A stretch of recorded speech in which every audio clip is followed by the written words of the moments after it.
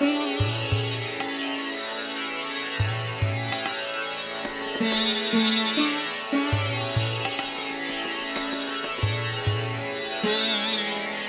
శ్రీమన్నారాయణ. రాధే రాధే. రోజు మనం గోదాదేవి పాసురాలు చెప్పుకుంటున్నాం కదండి. ఈరోజు 28వ పాసురంలోకి వచ్చాము.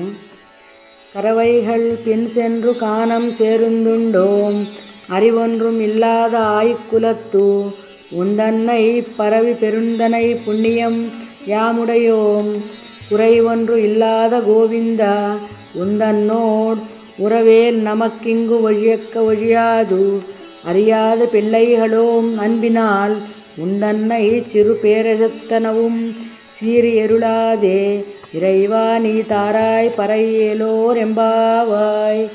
ఆండాళ్ తిరువలిగళే శరణం శరణం. గోదా తల్లి ఇంతకుముందు పాసురాల్లో నిన్న పాసురంలో మనం కూడార్జున్నది పెట్టింది స్వామికి. తర్వాత అన్నీ ఆమెకు కావాల్సినవన్నీ అడిగితే స్వామి ఇస్తానన్నారని చెప్పుకున్నాం కదండి. ఈరోజు పాసురంలో స్వామి నువ్వు గోవిందుడు ఎంతటి వాడివి, గోవులను కాస్తున్నావు, అటువంటప్పుడు మేము నిన్ను గోవిందా అని పిలుస్తాము అన్నది. మీరు గోవిందా అని పిలుస్తున్నారు, మొన్నటి వరకు నేను నారాయణుడు అన్నాడు, కృష్ణుడు అన్నారు, ఇన్ని పేర్లతో పిలుస్తున్నారు కదా, ఇప్పుడు మళ్ళీ గోవిందా అంటున్నారేంటి అని అడుగుతున్నారు స్వామి వీళ్ళని. అడిగితే అప్పుడు అమ్మ చెబుతున్నారనమాట, స్వామి మేము ఏమీ తెలియని మూర్ఖులము, మూడులము, అడవులంబటి చెట్లంబటి పుట్టలంబటి గోవులను కాచుకుంటూ తిరిగేవాళ్ళము. అటువంటి వాళ్ళతో పాటు మాతో పాటు నువ్వు కూడా వచ్చి గోవులను కాచి గోవిందుడు అయినావు స్వామి అని చెప్పని అమ్మ చెబుతుంది అనమాట. మనం వెంకటేశ్వర స్వామి దగ్గరికి వెళ్ళేటప్పుడు కూడా కొండ మీదకి గోవిందా గోవిందా అనుకుంటూ వెళుతుంటారు, అది కూడా ఆయన పేరే అన్నమాట.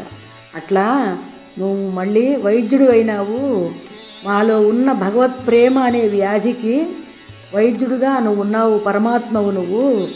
స్వామి సముద్రాన్ని మదనం చేసినప్పుడు రాక్షసులు దేవతలు అప్పుడు స్వామి ధన్వంతరి రూపంలో వస్తారు కదా, అట్లాగూ వచ్చావు స్వామి, అన్నిటికీ నీవేను, మేము పశుప్రాయులము, అటువంటి వాళ్ళని మమ్మల్ని అనుగ్రహించు స్వామి నువ్వు అని చెప్పని గోదా తల్లి పర ఇచ్చి మమ్మల్ని అనుగ్రహించు అని గోదా తల్లి ఇందులో చెప్పుకుంటున్నారు స్వామికి.